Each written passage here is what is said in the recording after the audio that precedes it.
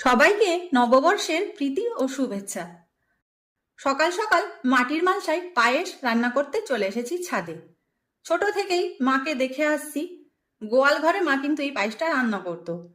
আমি সব নিয়ম আমার বাপের বাড়ির মতো করেই করি।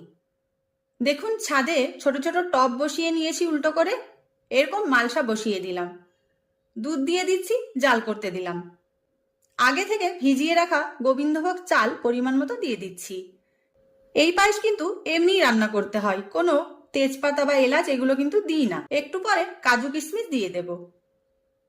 চালটা দেখুন সেদ্ধ হয়ে গেছে, এবার পরিমাণ মতো চিনি দিয়ে দেব। এখন ভালো করে মিশিয়ে নিচ্ছি। তৈরি আমার মালসার পায়েস। এখন আমার গণেশ আর লক্ষ্মীর জন্যে 2 বাটি তুলে রাখছি, আর এটা আমাদের নিজেদের জন্য কলা পাতায় তুলে নিলাম। তো ভিডিওটা কেমন লাগলো তোমরা অবশ্যই জানিও।